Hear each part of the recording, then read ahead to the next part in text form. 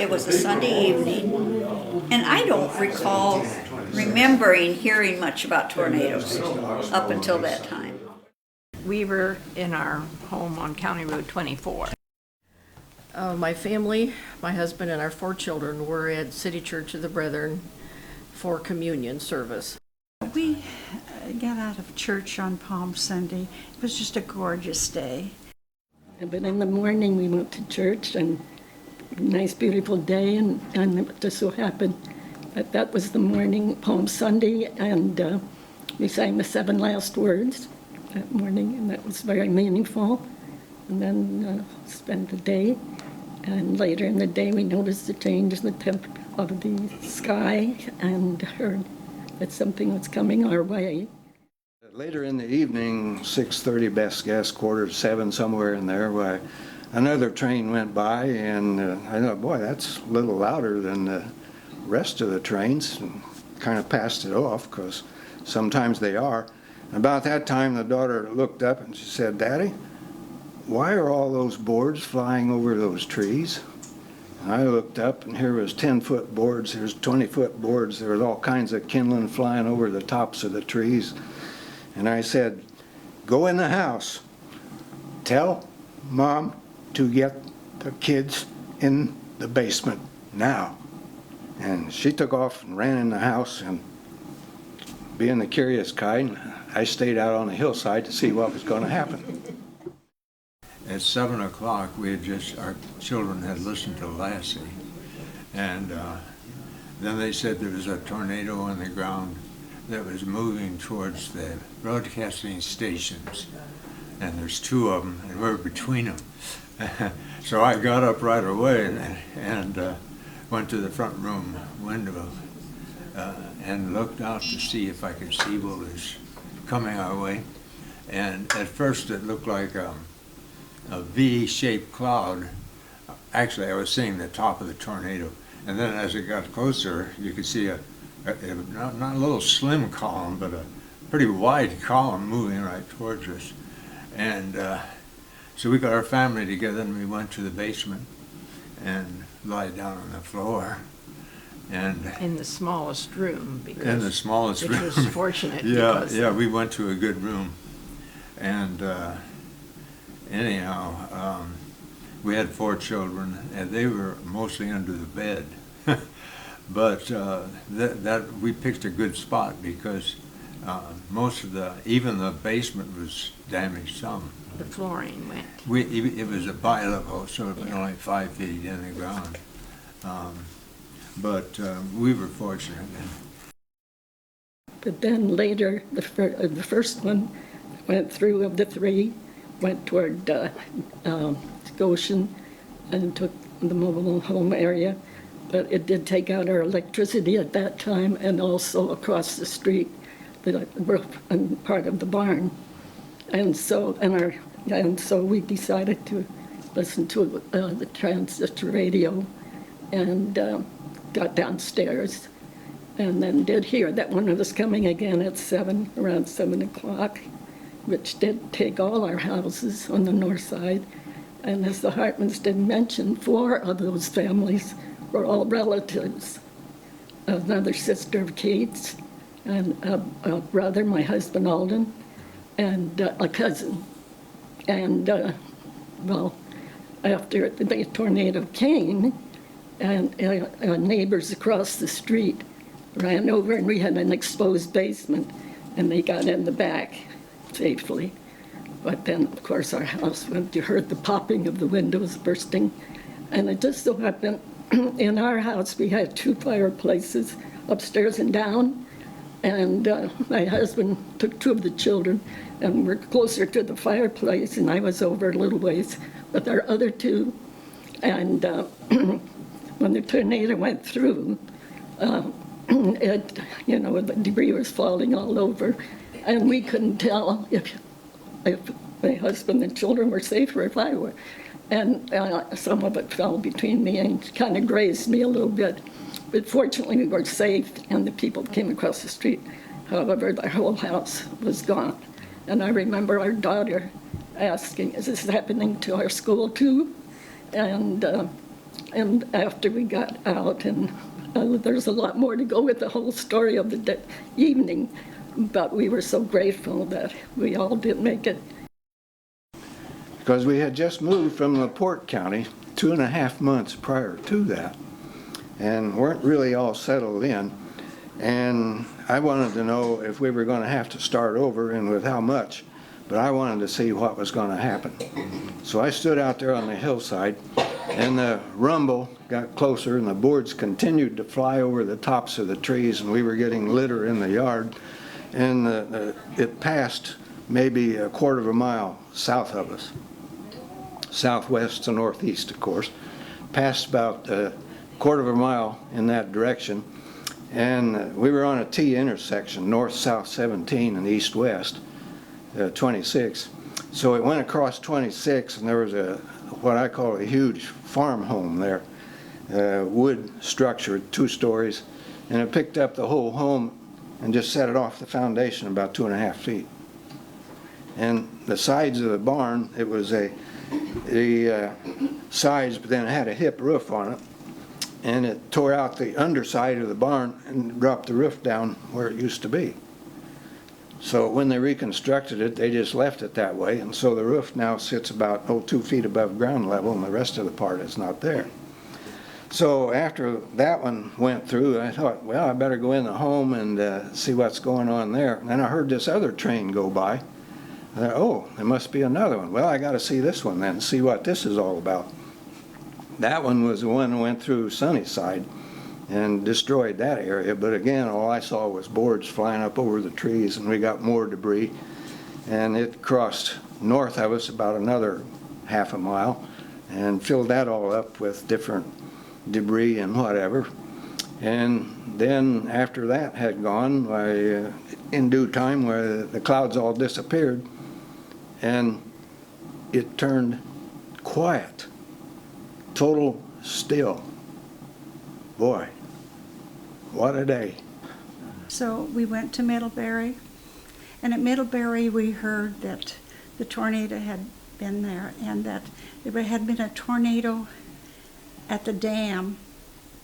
We lived close to the hospital by the dam, and I remember on the way home, we told the children that our house might not be there, but we were fine and everything would be fine. And of course the area we were through was much devastated later, and the areas that we went home on were devastated later. The men's dormitory near the college was changed to a hospital, emergency hospital. And I know the college church was giving out clothes. And I know when we got home, our house was still there because the tornado had touched down on the river, on the dam. And so it was there. But they were calling out for people with station wagons to go out and help. And I know my husband did go out and help. I had responsibilities in the hospital because at that time the emergency room was just a single room, and the physicians in the hospital, on the hospital staff, who were mostly family practitioners, although there were some specialists, had to take emergency room call for a week at a time. This was the last day of my emergency call for that week. Then pretty soon we started to hear, can any doctor in the house come to the emergency room? And then could all the doctors in the house come to the emergency room? And about the same time, I saw a pickup truck pull in to the emergency entrance, which was right below where her room was, with maybe 5 or 6 people in it. Happened that all these people were from one family, and they had been at the Midway Trailer Court. So I went downstairs, and the first person I saw was a patient of mine from the Midway Trailer Court. I did not recognize her. She was so covered with mud and sandblasted that I didn't recognize her. And from there on, it just went. Some things I remember is that when they brought patients in, there was, of course, no place to put them in rooms. So they lined them up in the halls of the hospital, first floor, second floor. And the nurses went from one to the next, cleaning up like Donna just told you. But regular medicine didn't stop because we were having an emergency. At 9 o'clock that night, I was in the delivery room delivering a patient. And that went on all night. So I didn't get any sleep that night. And finally got to bed probably Monday around noon. And I was sitting in our kitchen on the west side and feeding my 4-month-old, and there was a window about like this, and I saw it dark out there and yucky, and I just reached up and pulled the curtain shut so I didn't have to see it. And then I sat there a little more, and I thought, well, I'm going to turn the radio on and see if there's anything going, and that's when they said they need nurses. So I went out to the hospital right away, and I was assigned to go to the solarium, which was on first floor, clear at the west end. And they had people coming in who weren't hurt as badly, but they were covered with mud from head to toe. And all you could see was the whites of their eyes. And so everybody had pans of water, and we just started bathing people and kind of assess them for any other injuries they might have. So that's my story. My family, my husband and our 4 children were at City Church of the Brethren for communion service. And I don't remember how the message came about the tornado, but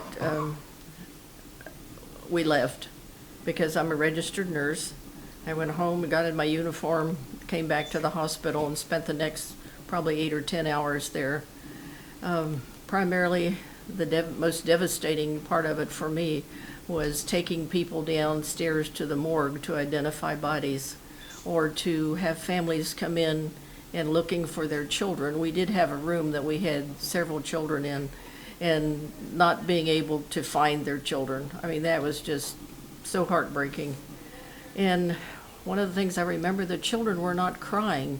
They were in such shock, I guess, and they couldn't or didn't know their parents' names.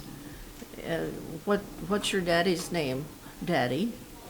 So, and I think I spent most of the night either taking people down to the morgue to identify, or helping people get ready to go to the emergency room or get ready for surgery. And like Donna said, spent a lot of time just cleaning people up. But it was just a continuous sort of back and forth sort of thing. Yeah. The things I remember especially was, one was, it was kind of chaotic, and I was doing whatever needed to be done, and they called me to identify a body. A teenager had been brought in dead, and no one knew for sure who it was. And they called me down to see the body, and he had had a board took off the top of his head, just smooth as could be. And so I identified him and went back to work. People came in on doors. The doors were mostly solid. There wasn't much glass. Solid doors in homes, and they used those as stretchers. The other thing that I remember particularly was a girl, Amish girl, maybe 8, 9 years old, that had an injury to her head, and it took out a piece about 3 inches square on her head and just laid it to one side, and you could see her brain there. It was a clean wound, nothing to it, but there was her brain sticking out. So we just covered it with clean bandage and called South Bend. The telephone lines were all out, but a ham radio operator got in touch with someone in South Bend and said, as soon as the ambulances stop coming in, when we have one free, they will be on their way. So have the operating room ready with a neurosurgeon and the staff nurses so that you can take care of her immediately. And they did. And I don't remember her name. I didn't ask. Her mother was with the girl and went with her to South Bend. And that was the end of the thing. Names I didn't remember or anything. And you know, follow up and that kind of thing was chaotic, and you couldn't really follow up what happened. But I saw the girl at the Elkhart County Fair about 6 years later. They saw you. They saw me, and I said, "Do you remember me?" The mother said, and I said, "No." And she said, "Do you remember this girl?" And of course, she'd changed 6 years, and I said, "No." She said, "This is a girl that had the brain injury the night of the tornado, and you sent her to South Bend for surgery." And I said, "And how did it turn out?" And she said, "Perfect." Did she have any physical disability with her arms or limbs? None. What about learning, memory? No problem at all. She was doing perfectly well. Looked like a perfectly healthy teenage girl. So it was a happy ending to that story. Other than that, I just got assigned to do whatever needed to be done, and a lot of it was scrubbing. And when you scrubbed hard. There was straw, there was gravel, there was mud, and just scrubbed them up, and if there was no major injury, they were out of there, get them out of the road. Well, I got sent to a room to scrub and children, and it was scrub with brushes. It was not pleasant because we had left 3 kids at home with a sitter, not knowing whether she had presence of mind to get them to the basement. But I didn't do real well with the scrubbing and the kids screaming. Afterwards, you know, it was just, you were stunned. You looked up and there was a sky, and our trees were going. See, we were living in the woods. We had bought this place because the woods love trees, and some of the trees were over 100 feet tall, and you can imagine what it looked like on our lot. You couldn't get around or anything. So we had a time getting out to the road. We climbed up a door that was lying down to get out of our basement. But you were just stunned at looking around at everything. We had 2 cars. One car was in the neighbor's picture window where it used to be. Their house was gone too, but it was where their picture window was. And another car was butted up against a stump of one of our trees. So it was, you just wondered, where do we go from here, you know? Yeah, all of the homes on the north side of County Road 24 in that section of the road were destroyed, and all of them were rebuilt. Again, they all went back. Yeah. We were good friends and neighbors, and I guess we didn't want to leave each other, so everybody rebuilt. Moved back. And people were so kind and took us into their homes. But we all did build up in the same place. Did you rebuild? We rebuilt in the same place and got together and got even closer. And